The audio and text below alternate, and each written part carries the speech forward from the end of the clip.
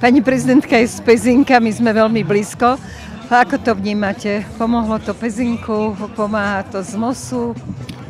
Tak ja si myslím, že Pezinku to veľmi nepomohlo, ale zase na druhej strane ono takto má byť. Prezidentka má byť prezidentkou všetkých ľudí. Druhá vec je, že samozrejme prezidentkou všetkých ľudí zjavne nie je. Úplne vypukle to ukázala včera, keď sa nezúčastnila ani so svojím premiérom Odorom na odozdávaní cien, ktorý teda viacerí považujú, je to považované za takú neúctu, nielen teda k predsedovi parlamentu, ale teda hlavne k niektorým odsedeným. Takže Pezinku konkrétne to možno, že pomohlo minimálne, keďže sa tu riešili niektoré oficiálne návštevy v Pezínskom zámku, ale inak nevidíme žiaden rozdiel. Smetisko, ktoré bolo presunuté z Pezínka do Senca, je stále v Senci. Takže. Čo je vlastne hlúposť za toto získať nejaké ocenenie, že presuniete z bodu A do bodu B. Koľko takéhoto klamstva ešte zažijeme? Ako vybojovala, včera dostala cenu Otovu? Ono hlavne na tejto cene je zaujímavé to, že bola teda finančne ohodnotená a bola za to teda, že za environmentálny prínos, ale tam ten prínos bol vlastne nula. Lebo naozaj, ako hovoríte, ten komunálny odpad sa prenusunul do bodu B.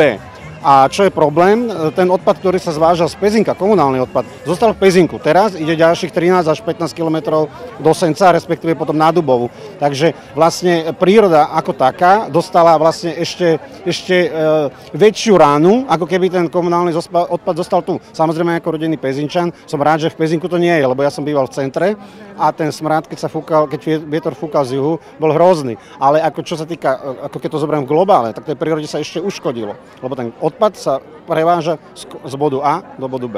Vy sa zaujímate aj o prírodu, čo poviete na vegetariánskeho medveďa a budaja? Áno, bol som teda aj vo Varíne a nad Varínom v Malej Fatre, tam, kde sme, lebo takto mám jednu záľubu v pozorovaní teda zvierat, divokých zvierat, kde teda trávime niekedy týždne v lese. A tam, kde bolo možno 4-5 medveďov, tak dneska ich tam naráte 9-10. Takže za jeden deň dokážete vidieť na jednom mieste 5, 6, 7 medveďov, čo je proste neuveriteľné. Takisto máme chalupu na Liptovskej osade, kde už teraz bežne behajú mladé po uliciach. Jednoducho je to tam také malé Eldorado. Čiže je to... Idú na mrkvu. No, neviem na koho, ale už je to naozaj vážna vec, lebo čo sa týka tejto problematiky, tak hovorím tým, že ja chodím do toho lesa a pozorujem tie zvieratá, oni zmenili správanie, oni pochopili, že človek už nie je pre nich hrozbou. A je to už x-tá generácia tohto zvieraťa, alebo teda medveďa, ktorý už sa správa tak, že sa ľudí nebojí. Problém je aj to, že keď si uvedomíte, že medveď má väčšinou, alebo medvedica má väčšinou samice. To znamená, že keď vrhne 3 až 4 mláďata, tak je predpoklad, že minimálne 2 sú samice. A samica vie o 2 roky mať už vlastne svoje vlastné mladé, čiže geometricky to vlastne rastie. Takže. Dobre, vy ste podnikateľ, napriek tomu pomáhate Smeru, pracujete pre Smer, prečo nie pre Sasku? Oni majú tých najlepších, najmúdrejších. Odborníkov majú, áno.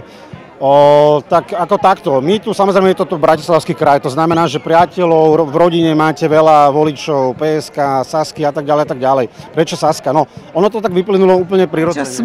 Prečo Smer? Úplne prirodzene, lebo vždy nejako ma to tak ťahalo k tým možno zelenším témam, lebo napríklad tá zelená téma to naozaj nie je téma PSK, alebo teda neoliberálov, progresívcov, to je ľavicová téma. Čiže ja som bol tak vychovaný, tak ako sa povie, tak trošku v malom meste, tak ako, že dojec polievku úplne do dna. Takže naozaj sme boli vychovávaní veľmi skromne. Takže viem si vážiť jednoducho každý peniaz, ako sa povie. To je jedna vec, takže aj rodinný vzťah, rodinný život, kostol každá nedeľa, čiže tá konzervatívna rodinná časť tam je, to znamená aj tá sociálna. Potom samozrejme tá ľavicová, to už je ruka v ruke.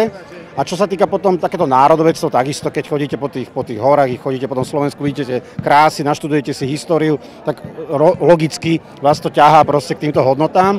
No a takže sociálne, národné, no a to ľavicové už tak nejak akože z toho vyplynulo, si myslím. Preto aj nie Saska, lebo ona podľa mňa, moji kamaráti, čo sú Saskári, tak oni tieto veci ako vnímajú, radujú sa pri hokeji, pri futbale, ale tam to končí.